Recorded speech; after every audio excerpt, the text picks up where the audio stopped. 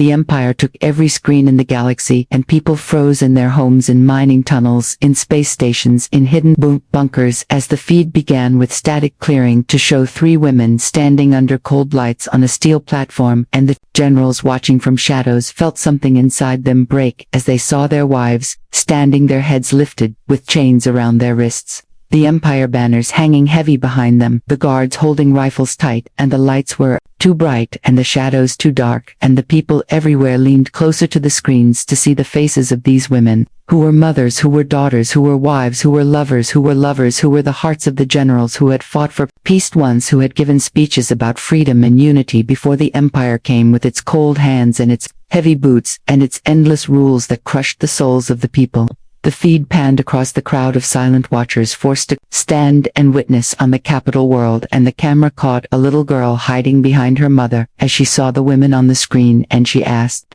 "Why is Mama there?" And the mother held her close but said nothing, because there were no words that could break the chains the Empire had placed on them. The Empire commander stood to the side, reading a list of false crimes, calling the women traitors, calling them enemies of the people, calling them symbols of rebellion and disobedience. But the people watching felt something else as they looked at the three women standing without fear, their eyes shining with something unbroken, something that made the watchers feel their own hearts beat faster, even if they did not understand why. The generals watching in the hidden rooms felt helpless as their wives turned their faces slightly to the camera, and in their eyes was a message that spoke louder than the Empire commander, a message that said, "Do not bow," a message that said, "We are not afraid," a message that said, "You are not alone." The feed zoomed in on the oldest of the women, her hair tied back and her eyes like fire as she looked into the lens, and the people could almost feel her gaze reaching through the screen, touching them, waking something in them that the Empire had tried to keep asleep for so long. The guards shifted uncomfortably as if they too could feel the weight of that gaze, and the Empire commander continued speaking, but his words were empty sounds, because all the people could see was the way the woman stood straight, even with the chains biting into her wrists.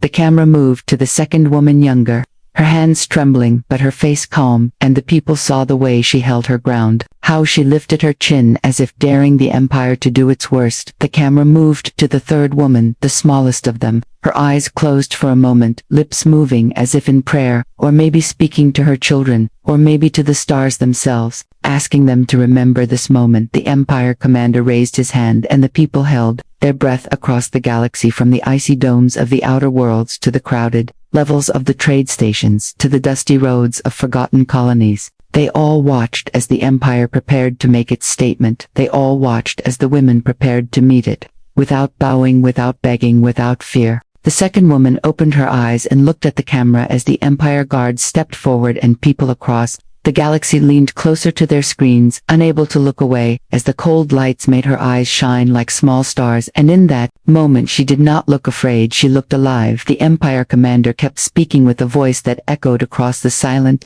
courtyard, saying, "These women are traitors," saying they have betrayed the peace of the Empire, saying they will serve as an example to those who dream of rebellion. But the people watching saw something different. They saw the second woman take a slow breath and lift her chained hands as far as the chains would allow, and she placed her hand over her heart, and the crowd watching in the capital square gasped softly, and the Empire commander paused as if the gesture had struck him, but he continued reading the charges, saying these women aided the rebels, saying they gave them shelter, saying they spoke of freedom and hope, as if these words were crimes. But the people knew the truth, because they remembered the whispers in the markets, and the hidden meetings, and the quiet prayers for change. And they saw how the second woman kept her hand over her heart, as if reminding them of what was worth fighting for. The first woman turned her head and nodded once to the second woman, and in that small gesture the people saw unity, they saw courage, they saw defiance, and the Empire guards tightened their grips on their weapons, shifting nervously because even they could feel the air change around them, as if the spirit of the people was waking from a long sleep. The third woman stepped forward as far as the chains allowed, and she looked up at the dark sky above the capital city where the Empire banners waved in the cold wind, and she began to speak softly, at first so soft that the microphones barely caught her words, but then louder as her voice grew stronger, and the words reached the screens. Across the galaxy she spoke of the children of the miners who died in the tunnels, while the Empire took the minerals. She spoke of the farmers, who starved while the Empire taxed them for water. She spoke of the healers who were imprisoned for helping rebels. She spoke of the fathers who vanished in the night and the mothers who wept in silence. She spoke of the dreams of a people who wanted nothing but the right to live free under the stars. The Empire commander shouted for her to be silent, but her voice cut through his orders, and people everywhere heard her words, and they felt tears in their eyes and fists tightening at their sides, because her words were their words, her pain was their pain, her hope was their hope. And as she spoke, the second woman lowered her hand from her heart and reached out as if to take the third woman's hand. And even though the chains stopped them, the gesture was seen by millions across the systems, and the first woman lifted her head high, and for a moment there was silence, a deep heavy silence that fell across the courtyard, across the city, across the planets, as people watched and held their breath, waiting for what would come next. And in that silence, the people felt something change inside them, something that could not be chained, something the Empire could never kill. The silence did not last long, as the Empire commander gave a signal with a flick of his hand, and the guards moved closer to the three women, their boots heavy on the steel platform, while the people across the galaxy felt their hearts pounding in their chests, and the children watching clung to their mothers, asking why the guards raised their weapons. And the first woman looked at them, without blinking, her eyes steady as stars, and in that gaze there was no fear, only a deep calm that made the guards hesitate for a moment, as if they too could feel the weight of what they were about to do. The Empire commander shouted for them to proceed, his voice sharp like broken glass, but in that moment the second woman began to speak, her voice clear and strong, reaching through the cameras into every home and station across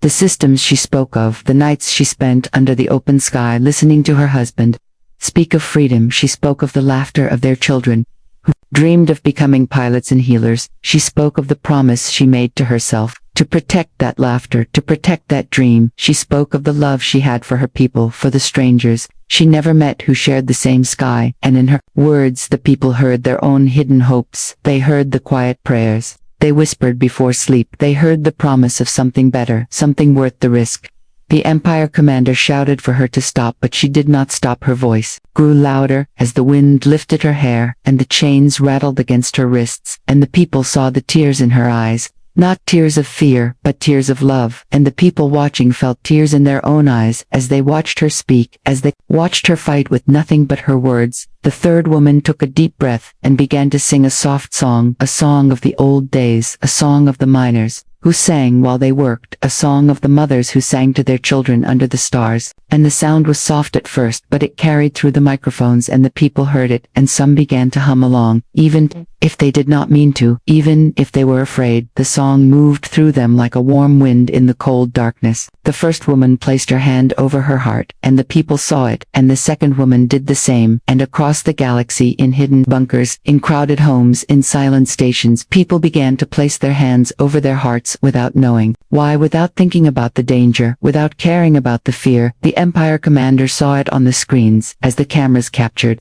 people in the crowd in the Capitol Square, lifting their hands to their hearts as the song continued to rise, and he screamed for the guards to stop this, to silence them, to end this before it grew. But it was too late, because the people were awake. The people were listening, the people were remembering who they were and what they could be, and in that moment, the Empire felt small against the power of three women chained, but unbroken, standing under cold lights with the galaxy watching and waiting. The Empire commander was shaking with rage as he watched the screens, showing people with their hands over their hearts, showing children humming the song, showing old miners wiping tears from their eyes, and the song was still rising, soft but powerful, across the galaxy, moving like a quiet river that could not be stopped. And the guards on the platform shifted their feet as they raised their weapons again, their eyes flickering with doubt as they looked at the three women standing so still, so calm, so alive. The first woman turned her head to look at the second and the third, and they nodded once to each other, a silent promise, a silent strength that even the chains could not break. And the second woman kept singing, her voice clear and bright as the wind moved across the platform, lifting her hair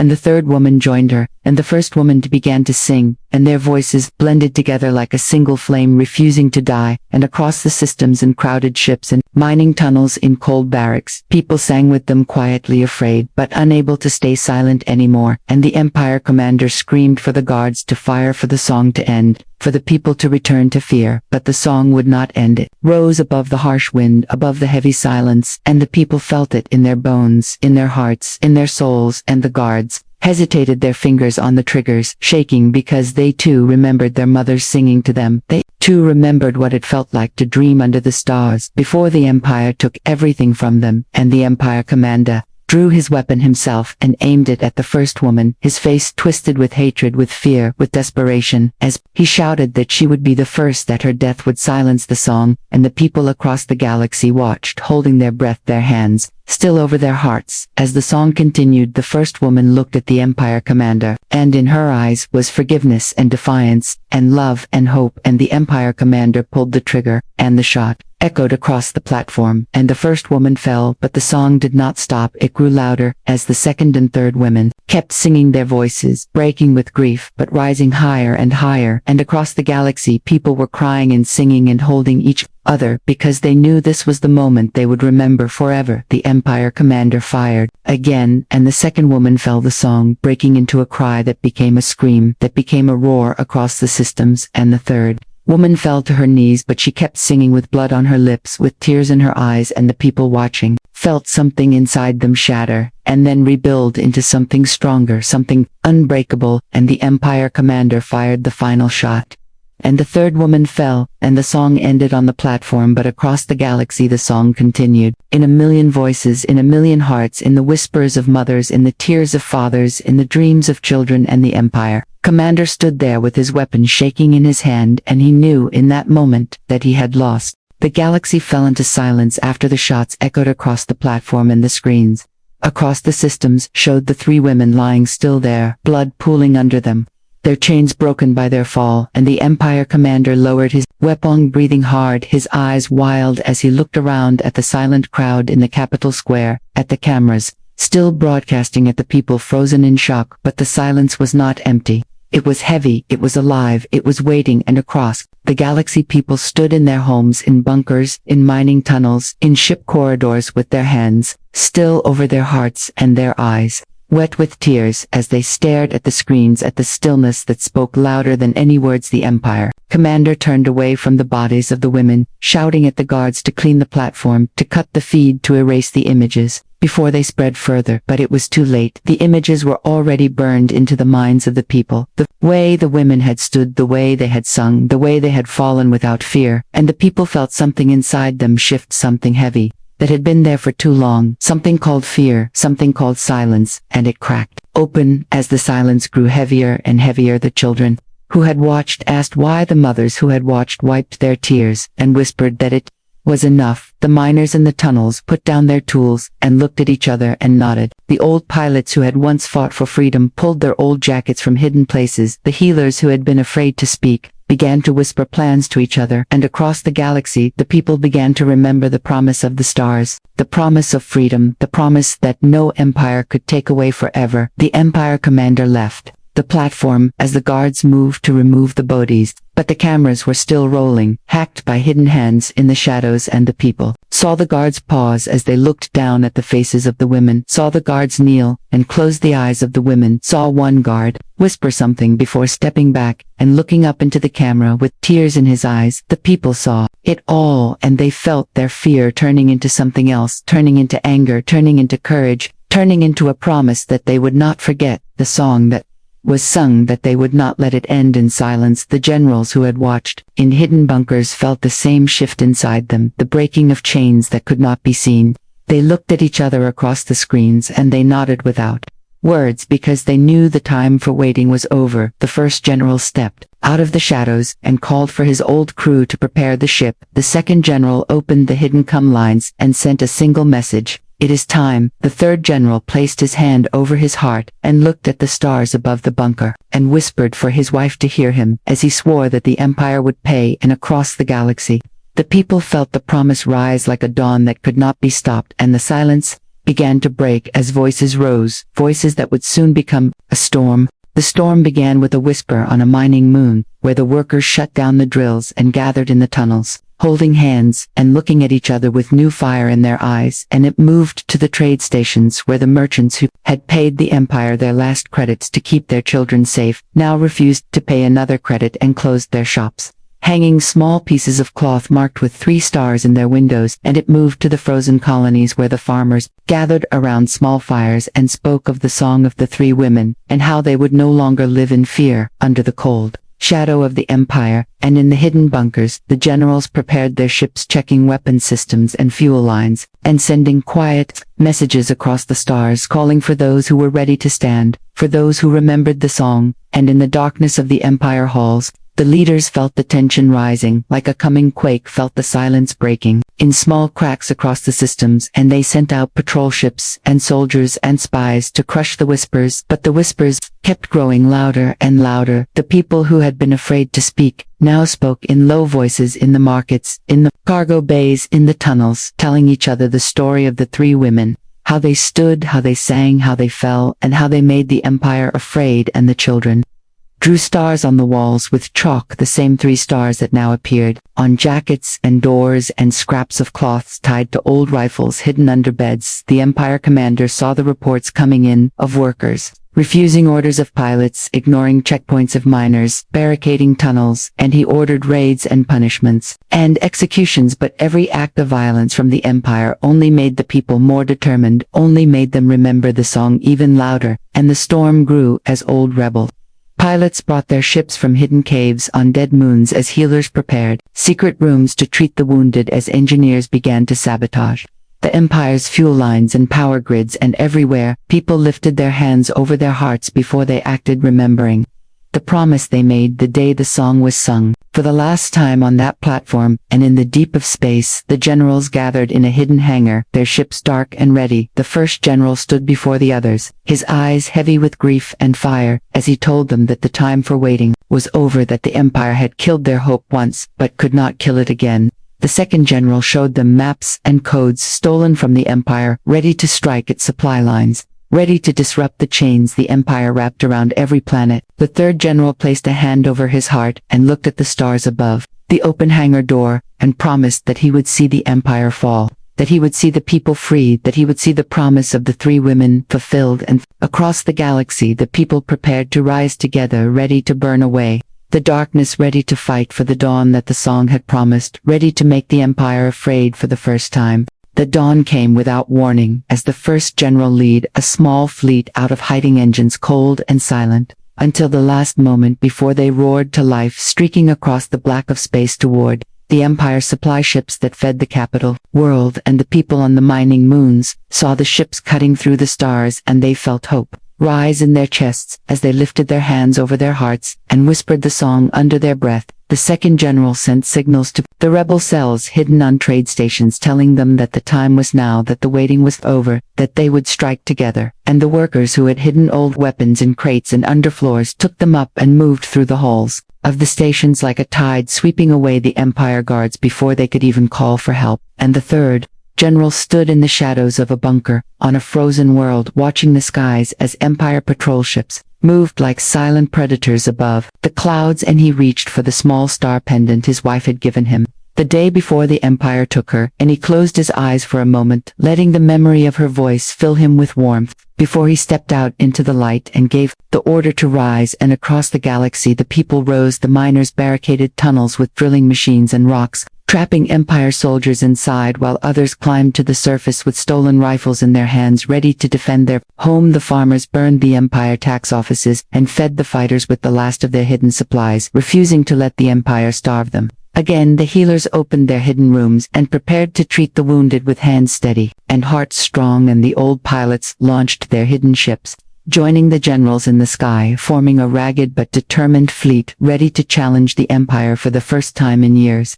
The empire commander watched in rage and fear as reports came in from every system, telling him that the people were rising, that the patrols were falling, that the fuel depots were burning, that the song of the 3 women had become a war. cry that could not be silenced. He screamed for reinforcements, for executions, for fear to be restored, but it was too late. The people were no longer afraid. The people were awake, and across the galaxy, the people lifted their hands over their hearts as they fought, as they ran, as they hid children in safe places, and took up arms as they sabotaged Empire weapons and freed prisoners, and broadcast messages of defiance into the dark. And the generals moved like shadows through the stars, striking at the Empire where it was weak, pulling down the banners of oppression one by one, and the people saw it on their screens, on their old radios, on their scratched data pads. They saw the Empire burning, they saw the chains breaking, they saw the dawn rising, and they remembered the song, they remembered the promise, they remembered the way the three women had stood and sang and fell, without fear, and they knew they would not stop until the Empire fell. The Empire tried to strike back with fear, sending destroyers to the mining moons to burn the tunnels, sending assassins to silence the generals, sending propaganda to the trade stations, telling the people that they would be crushed, that their hope was foolish, that the Empire was eternal. But the people did not listen because they had already seen the Empire afraid, they had seen the Empire bleed, and they had remembered the song. The miners stood in the dust as the Empire destroyers came, and they lifted their hands over their hearts and looked at the sky without fear. And when the destroyers fired, the old defense cannons, hidden in the rocks, came alive, firing back with fire that lit the dark sky, and the people cheered as the destroyers fell in flames. The trade stations became battlegrounds as workers and old pilots and young fighters, who had never held a weapon before, moved through the halls like rivers, cutting down the Empire guards and sealing off the ports so that the people could finally breathe free air. And as the Empire tried to flood the stations with troops, the second general moved with precision, striking the Empire transports in orbit, blasting them from the sky, so that the people below could hold the ground. They had taken the frozen world, became a beacon, as the third general broadcast the message of freedom across every channel, hacking into Empire networks, so that every screen across the systems flickered and showed his face, and behind him the three stars glowed on a worn banner, and he spoke of the three women who had stood without fear, who had sung for freedom, who had fallen but whose song had become a storm, and he told the people that the storm was here, that the dawn was now, that the Empire would fall. And the people listened, and they lifted their hands over their hearts, and they whispered the promise to themselves, to their children, to the stars. The first general led the fleet through the dark of space, striking at the Empire fuel convoys and supply lines, cutting the lifeblood of the Empire with every raid. And the people on the ground saw the Empire soldiers growing weaker, more desperate, more afraid, and they knew the tide was turning. The healers worked without sleep, treating the wounded who came in waves, young fighters with burns and blaster wounds, old miners with broken bones, children who had carried messages through battle zones, and they sang the song softly as they worked, reminding the wounded that they were not alone, that the fight was worth every sacrifice. And across the galaxy, the people began to see it clearly. The Empire was not eternal, the Empire was not unbreakable. The Empire was a shadow that could be burned away by the light of their courage, by the memory of the song, by the promise they made to themselves, and to the three women who had given everything so that they would remember how to stand, how to sing, how to fight. And as the Empire scrambled to hold its power, as the darkness tried to crush the light, the people rose together, ready to finish what had begun on the day the song became a fire that could never be silenced. The final dawn came quietly as the people stood across the galaxy, watching the Empire's last fortress in orbit above the capital world, the fortress that had been a symbol of fear with its cannons and dark towers and endless guards, the fortress that had broadcast the execution of the three women, now surrounded by the ragged but burning fleet of the people. And the first general stood on the deck of his ship, looking at the fortress with eyes that held the memory of his wife's laughter, and the promise he had made to her, the promise that the Empire would fall. The second general moved through the command room, sending signals to the rebel cells on the ground, to rise, to take the gates, to free the prisoners, to tear down the banners of oppression. And the people moved like rivers of fire through the streets, lifting their hands over their hearts as they advanced together, unafraid, ready to see the dawn. The third general stood on the ground outside the fortress, looking up at the dark walls as the people gathered behind him, their eyes bright with hope, with courage, with the promise of freedom. And he lifted his hand over his heart, and the people did the same. And in that moment they were one voice, one breath, one storm, ready to burn away the last shadow of the Empire. The fortress cannons fired, but the rebel ships dodged and struck back, targeting the power cores and shield generators, while old pilots who had once fled now fought with fearless hearts. The people on the ground breached the lower gates, moving through smoke and fire, pulling down